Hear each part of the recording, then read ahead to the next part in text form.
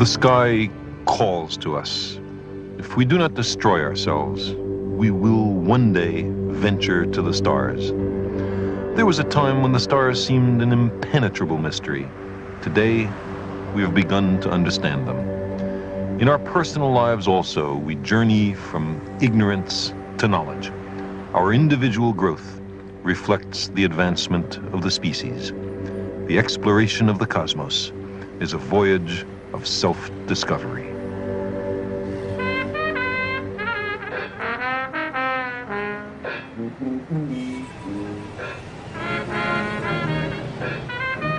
When I was a child, I lived here, in the Bensonhurst section of Brooklyn, in the city of New York. I knew my immediate neighborhood intimately. Every candy store, front stoop, backyard, empty lot, and wall for playing Chinese handball.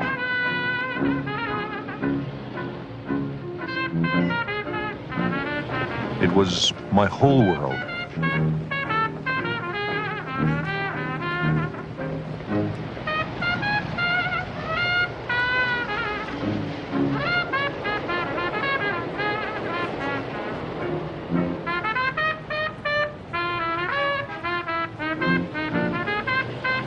But more than a few blocks away, north of the raucous traffic and elevated railway on 86th Street, was an unknown territory, off limits to my wanderings. It could have been Mars for all I knew.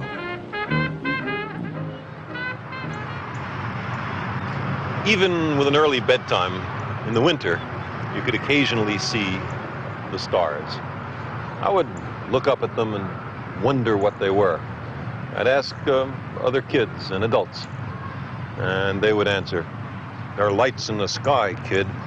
Well, I could tell there were lights in the sky, but what were they? There had to be some deeper answer.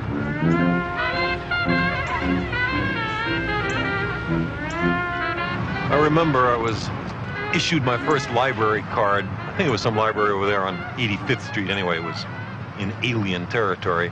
And I asked the librarian for a book on stars. She gave me a funny kind of picture book with portraits of men and women with names like Veronica Lake and Alan Ladd. I explained that wasn't what I wanted at all. And for some reason then obscure to me, she smiled and got me another book, the right kind of book. I was so excited to know the answer that I opened the book breathlessly right there in the library. And the book said something astonishing, a very big thought. Stars, it said, were suns, but very far away. The sun was a star, but close up.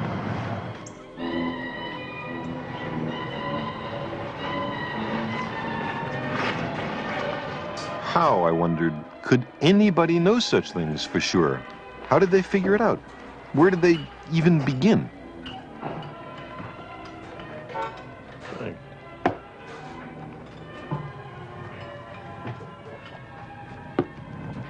I was ignorant of the idea of angular size.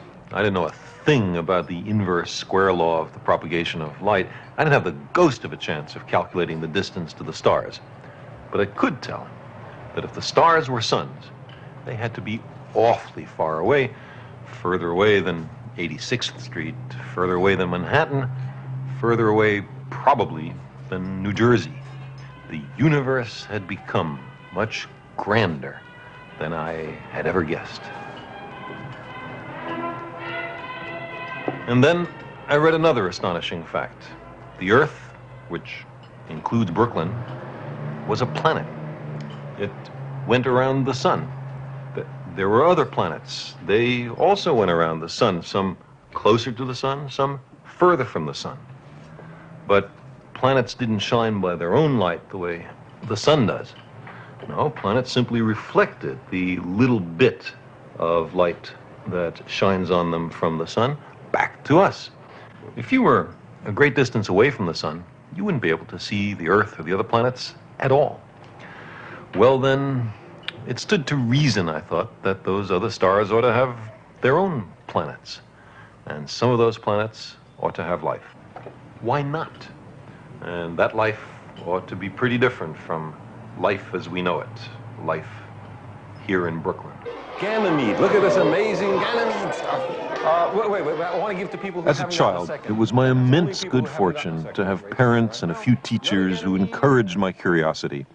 This was my 6th grade classroom. I came back here one afternoon to remember what it was like. I brought some of the breathtaking pictures of other worlds that had been radioed back by the Voyager spacecraft in their encounters with Jupiter and its moons. Okay, this is Callisto, which is... What is a Callisto? I want a Callisto. Now you got it. What is it? It's the outermost big moon of Jupiter. Who is this guy? Europa! Another Europa. A black and white picture of a ring of Jupiter. There you go. That's a prize for honesty. You didn't get a second. You're right. Which one would you like? Okay. No. How do... You didn't get a second.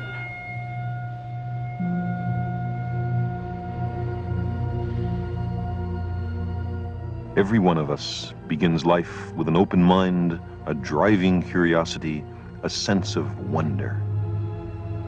I thought it might be fun if we now had some questions.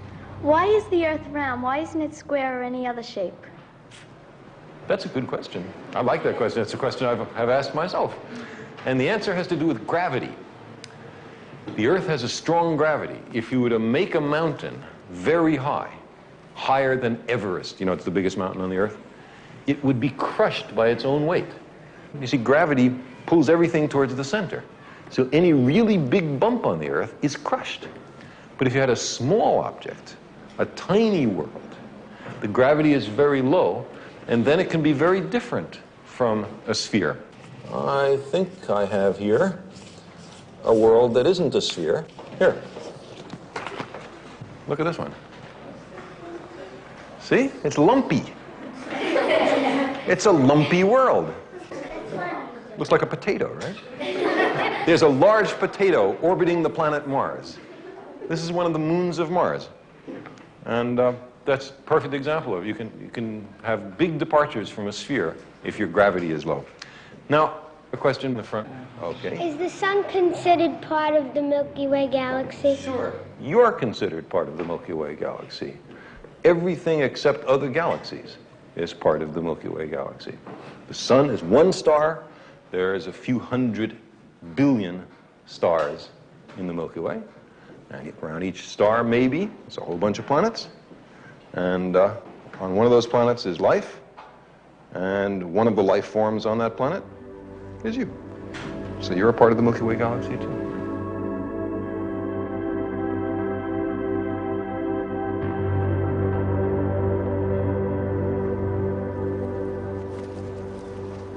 Sometimes I think how lucky we are to live in this time, the first moment in human history when we are, in fact, visiting other worlds and engaging in a deep reconnaissance of the cosmos. But if we had been born in a much earlier age, no matter how great our dedication, we could not have understood what the stars and planets are.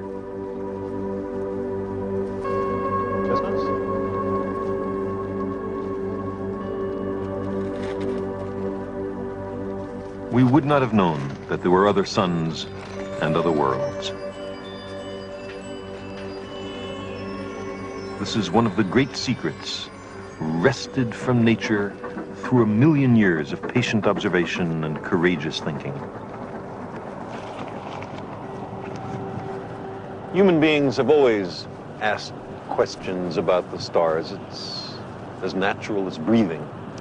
But imagine a time before science had found out the answers. Imagine what it was like, say, hundreds of thousands of years ago, soon after the discovery of fire. We were just as smart and just as curious then as we are now. Sometimes it seems to me that there were people then who thought like this. We are wandering hunter folk. Fire keeps us warm. Its light makes holes in the darkness. It keeps hungry animals away. In the darkness, we can see each other and talk. We take care of the flame. The flame takes care of us. The stars are not near to us. When we climb a hill or a tree, they are no closer.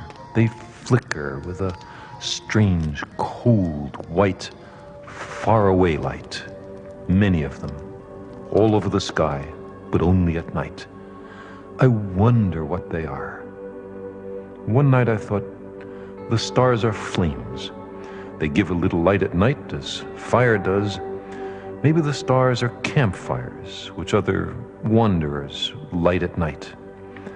The stars give a much smaller light than campfires, so they must be very far away. I wonder if our campfires look like stars to the people in the sky.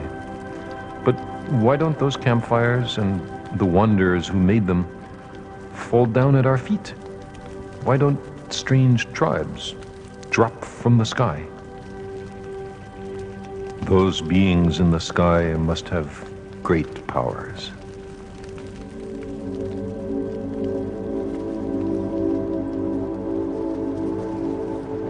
I don't suppose that every hunter-gatherer had such thoughts about the stars, but we know from contemporary hunter-gatherer communities that very imaginative ideas arise. The Bushmen of the Kalahari Desert in the Republic of Botswana have an explanation of the Milky Way. At their latitude, it's often overhead. They call it the backbone of night. They believe it holds the sky up. They believe that if not for the Milky Way, pieces of sky would come crashing down at our feet. So the Milky Way, in their view, has some practical value. The backbone of night. Later on, metaphors about campfires or backbones or holes through which the flame could be seen were replaced in most human communities by another idea. The powerful beings in the sky were promoted to gods. They were given names and relatives and special responsibilities for the cosmic services they were expected to perform. There was a god for every human concern. Gods ran nature. Nothing happened without the direct intervention of some god. If the gods were happy, there was plenty of food, and humans were happy. But if something displeased the gods, and it didn't take much, the consequences were awesome. Droughts, floods, storms, wars, earthquakes, volcanic eruptions, epidemics. The gods had to be propitiated, and a vast industry of priests arose to make the gods less angry. But because the gods were capricious, you couldn't be sure what they would do. Nature was a mystery. It was hard to understand the world. Our ancestors groped in darkness to make sense of their surroundings. Powerless before nature, they invented rituals and myths, some desperate and cruel, others imaginative and benign. The ancient Greeks explained that diffuse band of brightness in the night sky as the milk of the goddess Hera, squirted from her breast across the heavens. We still call it the Milky Way.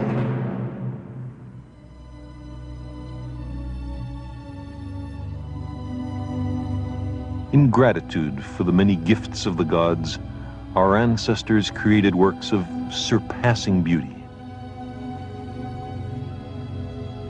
This is all that remains of the ancient temple of Hera, Queen of Heaven, a single marble column standing in a vast field of ruins on the Greek island of Samos. It was one of the wonders of the world, built by people with an extraordinary eye for clarity and symmetry.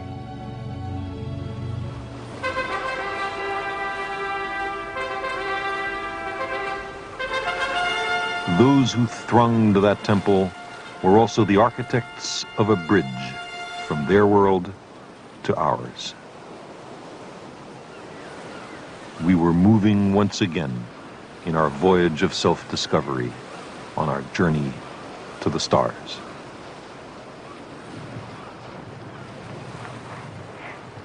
Here, 25 centuries ago, on the island of Samos and in the other Greek colonies which had grown up in the busy Aegean Sea, there was a glorious awakening. Suddenly there were people who believed that everything was made of atoms, that human beings and other animals had evolved from simpler forms, that diseases were not caused by demons or the gods, that the earth was only a planet going around a sun which was very far away.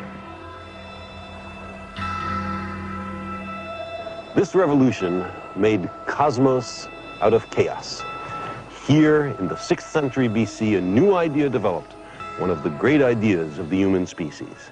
It was argued that the universe was knowable. Why? Because it was ordered, because there are regularities in nature which permit its secrets to be uncovered. Nature was not entirely unpredictable. There were rules which even she had to obey.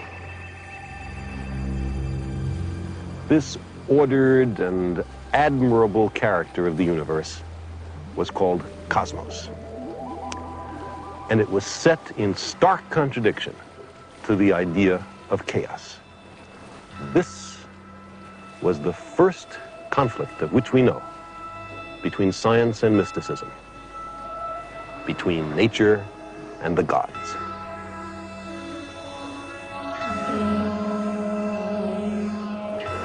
But why here? Why in these remote islands and inlets of the Eastern Mediterranean? Why not in the great cities of India or Egypt, Babylon, China, Mesoamerica? Because they were all at the center of old empires. They were set in their ways, hostile to new ideas. But here in Ionia were a multitude of newly colonized islands and city-states. Isolation, even if incomplete, promotes diversity. No single concentration of power could enforce conformity. Free inquiry became possible. They were beyond the frontiers of the empires. The merchants and tourists and sailors of Africa, Asia, and Europe met in the harbors of Ionia to exchange goods and stories and ideas. There was a vigorous and heady interaction of many traditions, prejudices, languages, and gods.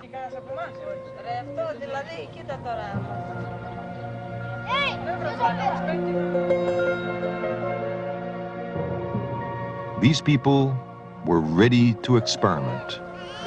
Once you are open to questioning rituals and time-honored practices, you find that one question leads to another.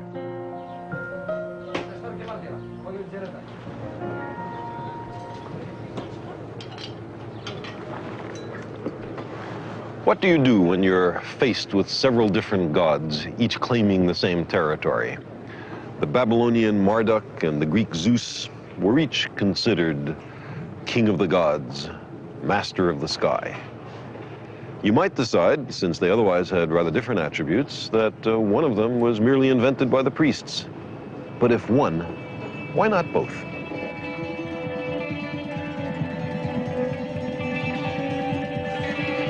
And so it was here that the great idea arose, the realization that there might be a way to know the world without the God hypothesis, that there might be principles, forces, laws of nature, through which the world might be understood without attributing the fall of every sparrow to the direct intervention of Zeus. This is the place where science was born. That's why we're here. This great revolution happened between 600 and 400 BC. It was accomplished by the same practical and productive people who made the society function. Political power was in the hands of the merchants, who promoted the technology on which their prosperity depended. The earliest pioneers of science were merchants and artisans and their children.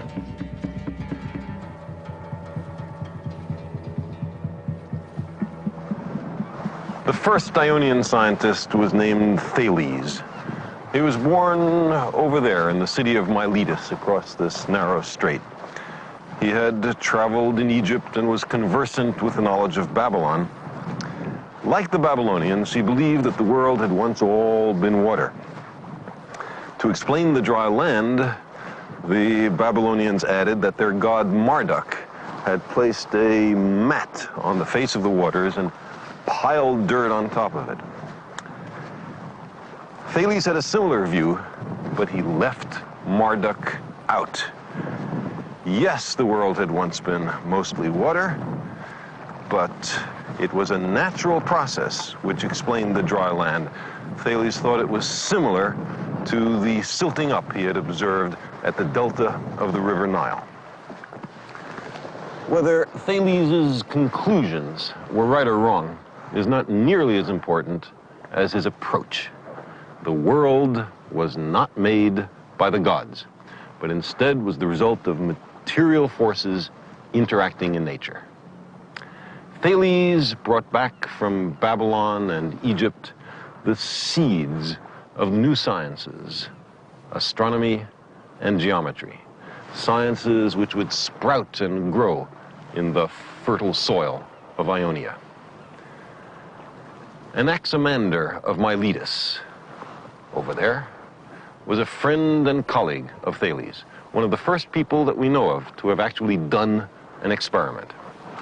By examining the moving shadow cast by a vertical stick, he determined accurately the length of the year and the length of the seasons. For ages, men had used sticks to club and spear each other. Anaximander used a stick to measure time.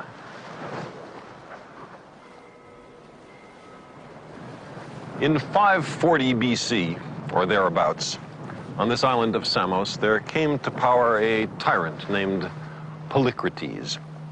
He seems to have started as a caterer and then went on to international piracy. His loot was unloaded on this very breakwater.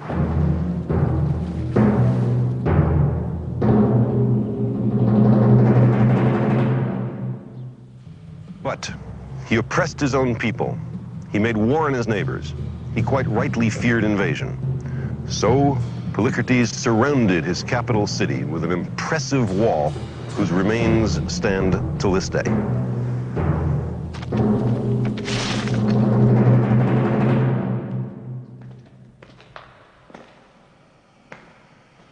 To carry water from a distant spring through the fortifications, he ordered this great tunnel built.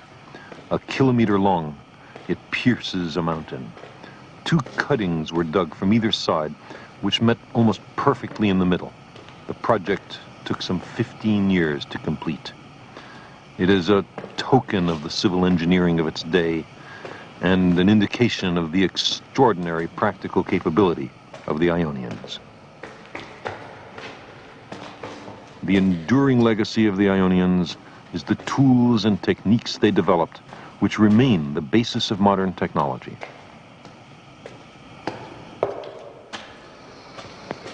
This was the time of Theodorus, the master engineer of the age, a man who is credited with the invention of the key, the ruler, the carpenter's square, the level, the lathe, bronze casting.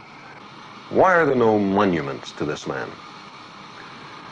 Those who dreamt and speculated and deduced about the laws of nature talked to the engineers and the technologists. They were often the same people. The practical and the theoretical were one.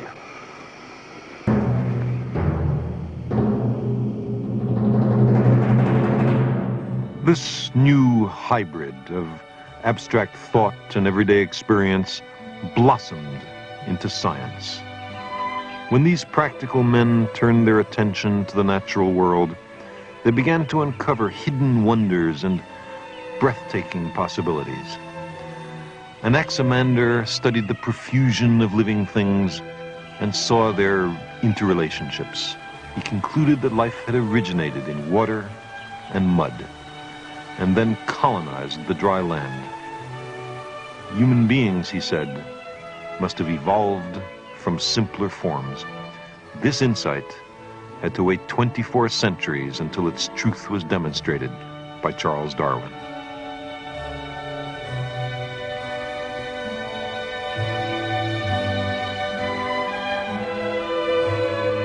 Nothing was excluded from the investigations of these first scientists. Even the air became the subject of close examination by a Greek from Sicily named Empedocles. He made an astonishing discovery with a household implement that people had used for centuries. This is the so-called water thief. It's a brazen sphere with a neck and a hole at the top, and a set of little holes at the bottom. It was used as a kitchen ladle. You fill it by immersing it in water. If, after it's been in there a little bit, you pull it out with the neck uncovered, then the water trickles out the little holes, making a small shower. Instead, if you pull it out with the neck covered, the water is retained.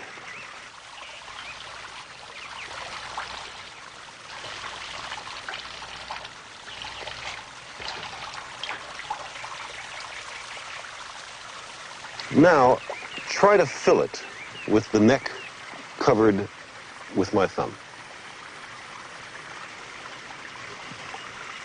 Nothing happens. Why not? There's something in the way.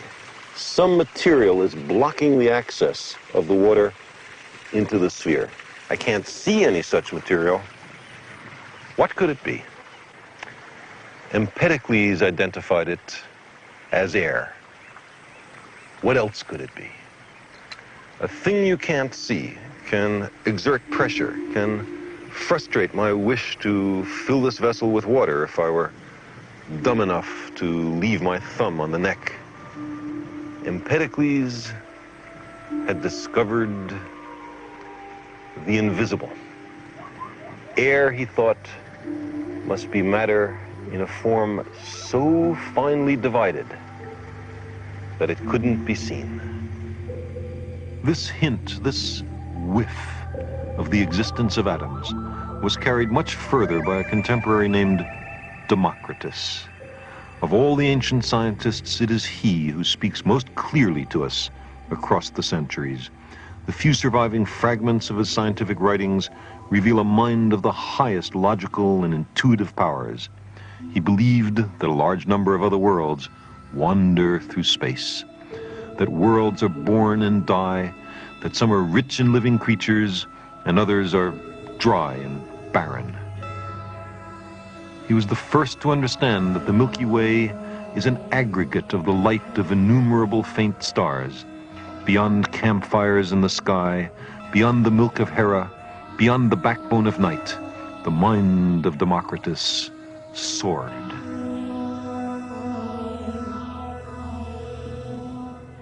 He saw deep connections between the heavens and the earth. Man, he said, is a microcosm, a little cosmos.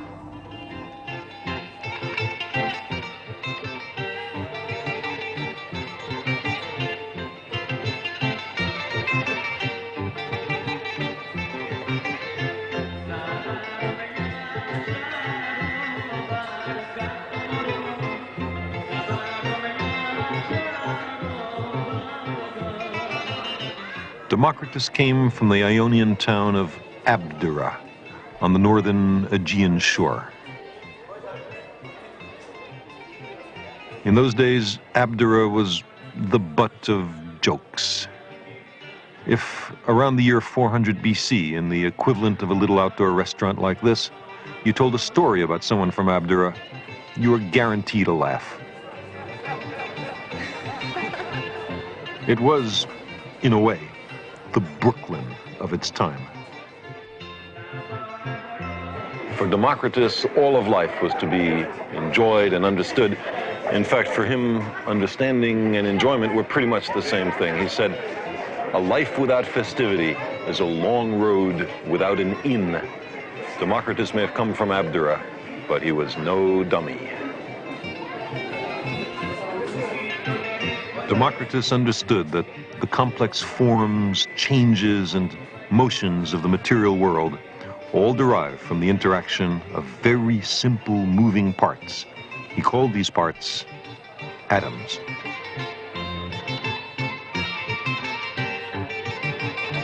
All material objects are collections of atoms intricately assembled, even we. When I cut this apple, the knife must be passing through empty spaces between the atoms, Democritus argued. If there were no such empty spaces, no void, then the knife would encounter some impenetrable atom, and the apple wouldn't be cut. Let's compare the cross-sections of the two pieces. Are the exposed areas exactly equal? No, said Democritus. The curvature of the apple forces this slice to be slightly shorter than the rest of the apple. If they were equally tall, then we'd have a cylinder and not an apple. No matter how sharp the knife, these two pieces have unequal cross-sections. But why? Because on the scale of the very small, matter exhibits some irreducible roughness.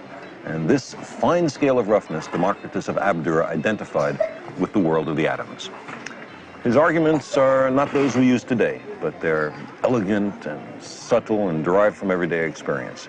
And his conclusions were fundamentally right.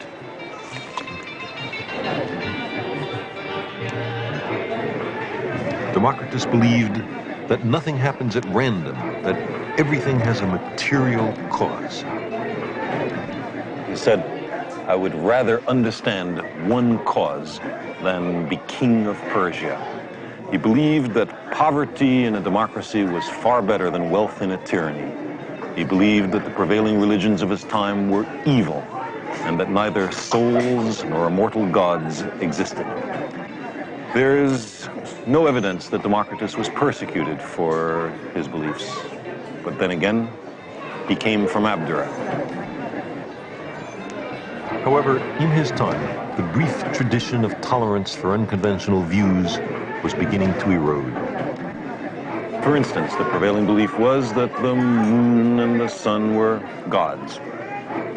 Another contemporary Of Democritus, named Anaxagoras, taught that the moon was a place made of ordinary matter and that the sun was a red-hot stone far away in the sky. For this, Anaxagoras was condemned, convicted, and imprisoned for impiety, a religious crime. People began to be persecuted for their ideas.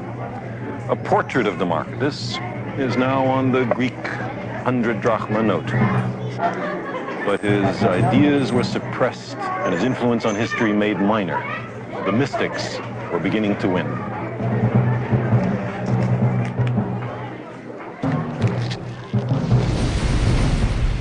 You see, Ionia was also the home of another quite different intellectual tradition. Its founder was Pythagoras, who lived here on Samos in the 6th century BC.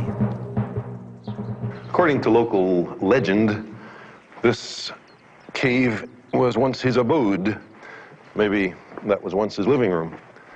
Many centuries later, this small Greek Orthodox shrine was erected on his front porch. There's a continuity of tradition from Pythagoras to Christianity. Pythagoras seems to have been the first person in the history of the world to decide that the earth was a sphere. Perhaps he argued by analogy with the moon or the sun.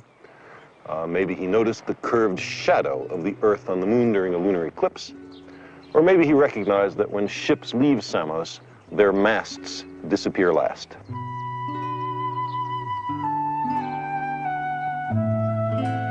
Pythagoras believed that a mathematical harmony underlies all of nature. The modern tradition of mathematical argument, essential in all of science, owes much to him. And the notion that the heavenly bodies move to a kind of music of the spheres, was also derived from Pythagoras. It was he who first used the word cosmos to mean a well-ordered and harmonious universe, a world amenable to human understanding.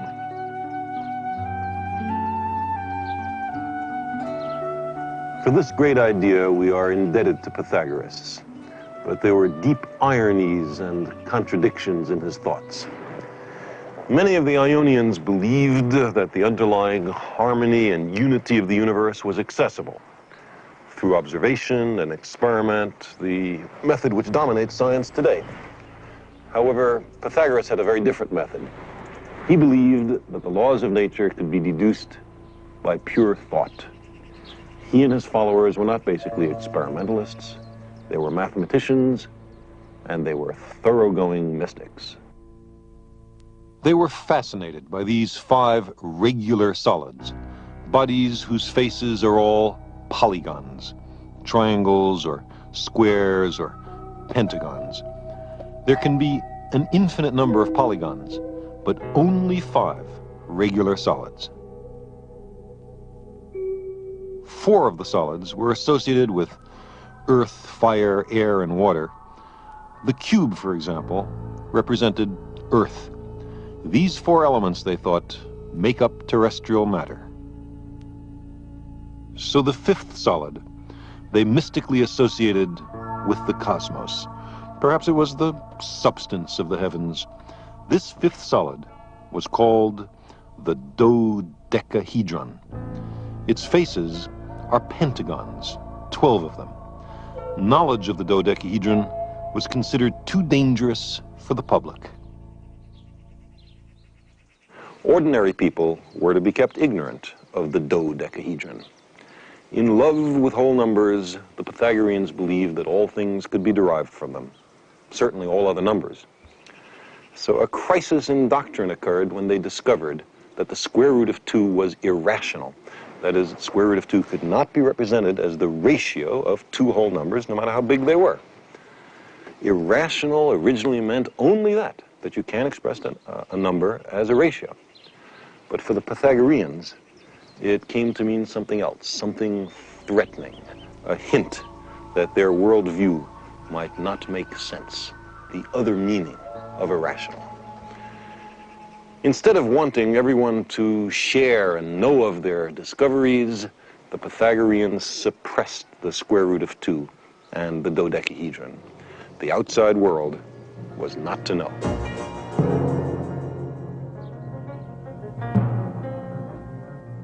The Pythagoreans had discovered, in the mathematical underpinnings of nature, one of the 2 most powerful scientific tools. The other, of course, is experiment. But instead of using their insight to advance the collective voyage of human discovery, they made of it little more than the hocus pocus of a mystery cult. Science and mathematics were to be removed from the hands of the merchants and the artisans. This tendency found its most effective advocate in a follower of Pythagoras named Plato. He preferred the perfection of these mathematical abstractions to the imperfections of everyday life. He believed that ideas were far more real than the natural world. He advised the astronomers not to waste their time observing the stars and planets. It was better, he believed, just to think about them. Plato expressed hostility to observation and experiment. He taught contempt for the real world and disdain for the practical application of scientific knowledge. Plato's followers succeeded in extinguishing the light of science and experiment that had been kindled by Democritus and the other Ionians. Plato's unease with the world as revealed by our senses was to dominate and stifle Western philosophy. Even as late as 1600, Johannes Kepler was still struggling to interpret the structure of the cosmos in terms of Pythagorean solids and Platonic perfection. Ironically, it was Kepler who helped re-establish the old Ionian method of testing ideas against observations. But why had science lost its way in the first place? What appeal could these teachings of Pythagoras and Plato have had for their contemporaries? They provided, I believe, an intellectually respectable justification for a corrupt social order. The mercantile tradition, which had led to Ionian science, also led to a slave economy. You could get richer if you owned a lot of slaves. Athens, in the time of Plato and Aristotle, had a vast slave population. All of that brave Athenian talk about democracy applied only to a privileged few. Plato and Aristotle were comfortable in a slave society. They offered justifications for oppression. They served tyrants. They taught the alienation of the body from the mind, a natural enough idea, I suppose, in a slave society. They separated thought from matter. They divorced the earth from the heavens, divisions which were to dominate Western thinking for more than 20 centuries. The Pythagoreans had won.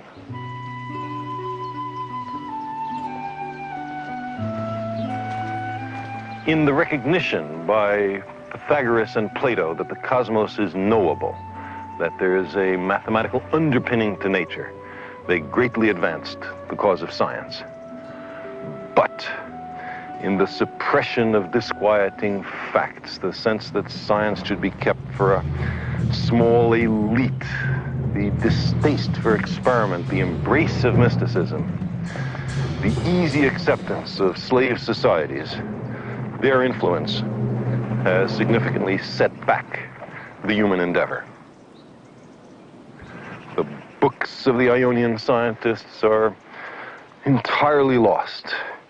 Their views were suppressed, ridiculed, and forgotten by the Platonists and by the Christians who adopted much of the philosophy of Plato.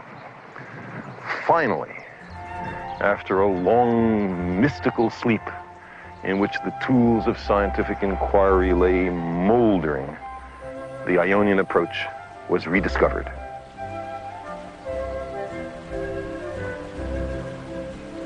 The Western world reawakened. Experiment and open inquiry slowly became respectable once again. Forgotten books and fragments were read once more.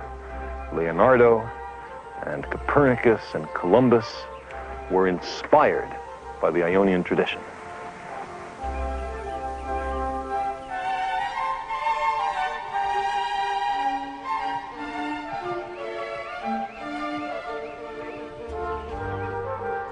The Pythagoreans and their successors held the peculiar notion that the earth was tainted, somehow nasty, while the heavens were pristine and divine. So the fundamental idea that the earth is a planet, that we're citizens of the universe, was rejected and forgotten. This idea was first argued by Aristarchus, born here on Samos 3 centuries after Pythagoras. He held that the earth moves around the sun. He correctly located our place in the solar system. For his trouble, he was accused of heresy. From the size of the Earth's shadow on the moon during a lunar eclipse, he deduced that the sun had to be much, much larger than the Earth, and also very far away. From this, he may have argued that it was absurd for so large an object as the sun to be going around so small an object as the Earth. So he put the sun, rather than the Earth, at the center of the solar system. And he had the Earth and the other planets going around the sun. He also had the Earth rotating on its axis once a day. These are ideas that we ordinarily associate with the name Copernicus. But Copernicus seems to have gotten at least some hint of these ideas by reading about Aristarchus. In fact, in the manuscript of Copernicus's book, he referred to Aristarchus, but in the final version, he suppressed the citation.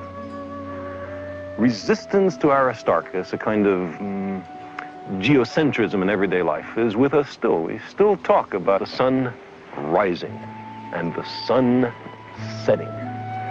It's 2,200 years since Aristarchus, and the language still pretends that the Earth does not turn, that the sun is not at the center of the solar system.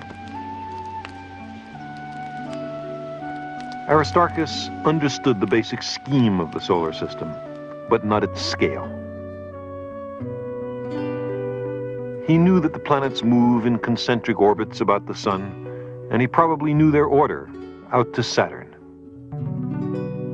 But he was much too modest in his estimates of how far apart the planets are. In order to calculate the true scale of the solar system, you need a telescope. It wasn't until the 17th century that astronomers were able to get even a rough estimate of the distance to the sun. And once you knew the distance to the sun, what about the stars? How far away are they? There is a way to measure the distance to the stars, and the Ionians were fully capable of discovering it. Aristarchus had toyed with the daring idea that the stars were distant suns. Now, if a star were as near as the sun, it should appear as big and as bright as the sun. Everyone knows that the farther away an object is, the smaller it seems. This inverse proportionality between apparent size and distance is the basis of perspective in art and photography. So the further away we are from the sun, the smaller and dimmer it appears.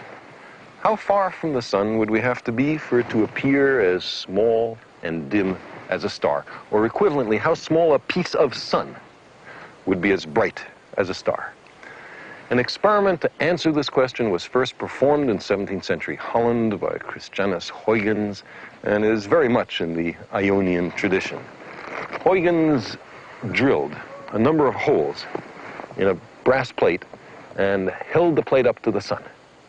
He asked himself which hole seemed as bright as he remembered the bright star Sirius to have been the previous evening. Well, the hole that matched was effectively 1/28,000th the apparent size of the sun. So Sirius, he reasoned, must be 28,000 times further away than the sun, or about half a light year away. It's hard to remember just how bright a star is hours after you've looked at it, but Huygens remembered very well. In fact, if he had known that Sirius was intrinsically brighter than the sun, he would have gotten the answer exactly right. Sirius is 8.8 light years away from us. Between Aristarchus and Huygens, people had answered that question which had so excited me as a young boy growing up in Brooklyn, the question, what are the stars? And the answer is that the stars are mighty suns light years away in the depths of interstellar space.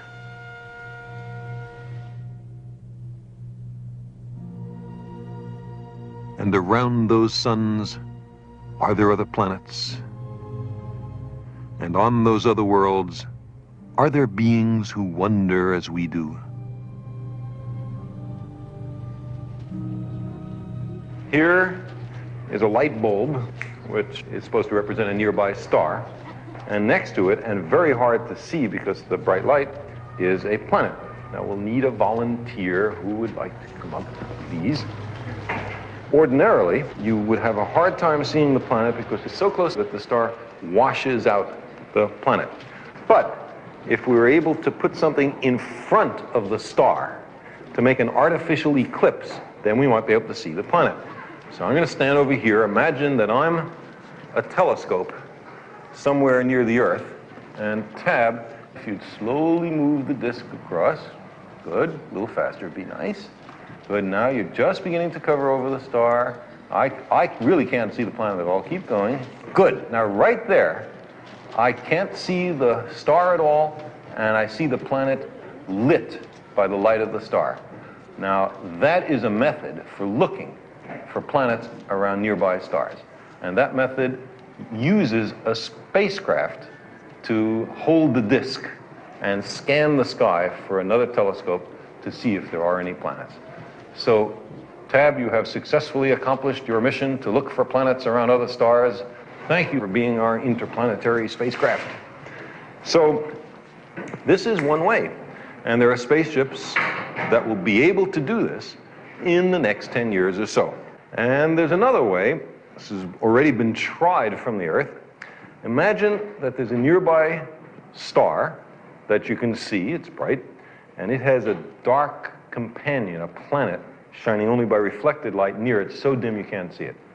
But imagine that this planet and its star are going around each other, like that. You can see the star, you can't see the planet. So now I'm going to need 2 volunteers. One, you two. Because, just to save some time, because now I need one of you to turn the star and the planet, and another person to pull the star and planet along. And what you will see is that the star you can make out will be moving in a funny, wiggly pattern, which will be the clue, the evidence for the existence of the dark planet. Okay, let's have a spin. Good. And a pull.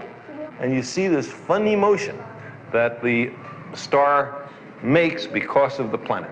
Thank you very much. So that's another way of finding out the existence of a planet that you couldn't see directly.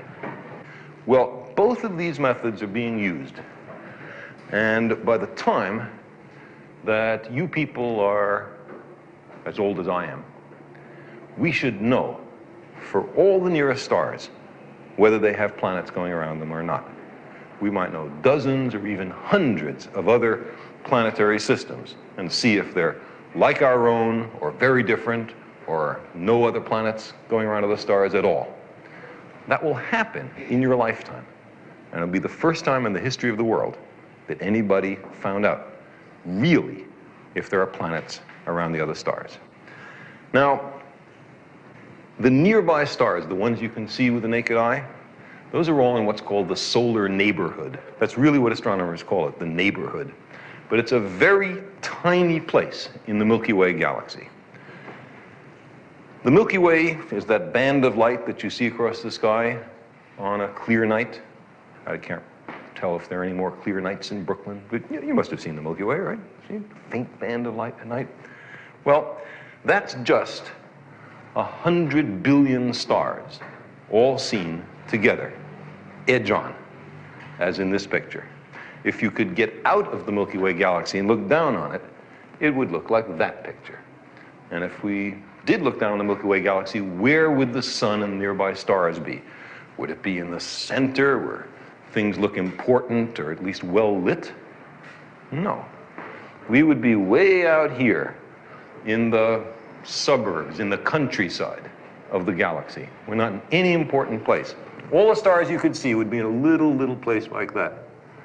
And the Milky Way would be this band of light, 100 billion stars all together. The fact that we live in the outskirts of the galaxy was discovered long time ago, towards the end of the First World War, by a man named Harlow Shapley, who was mapping the position of these clusters of stars. See, every one of these is a bunch of maybe 10,000 stars all together. It's called a globular cluster. And you can see that they are centered around the middle, the center of the galaxy. People used to think that the sun was at the center of the galaxy, something important about our position. It turns out to be wrong. We live in the outskirts. The globular clusters are centered around the marvelous middle of the Milky Way galaxy. And then it turned out that this isn't the only galaxy. We live in this one, but there are many others. And as this picture reminds us, there are many different kinds of galaxies, of which ours might be just this one. There are, in fact, 100 billion other galaxies, each of which contains something like 100 billion stars. Think of how many stars and planets and kinds of life there may be in this vast and awesome universe. As long as there have been humans, we have searched for our place in the cosmos. Where are we? Who are we? We find that we live on an insignificant planet of a humdrum star, lost in a galaxy tucked away in some forgotten corner of a universe in which there are far more galaxies than people. We make our world significant by the courage of our questions and by the depth of our answers. We embarked on our journey to the stars with a question first framed in the childhood of our species, and in each generation asked anew with undiminished wonder, what are the stars?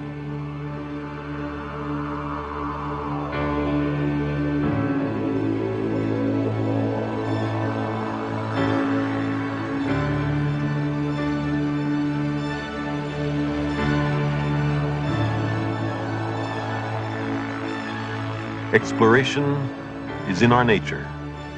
We began as wanderers, and we are wanderers still.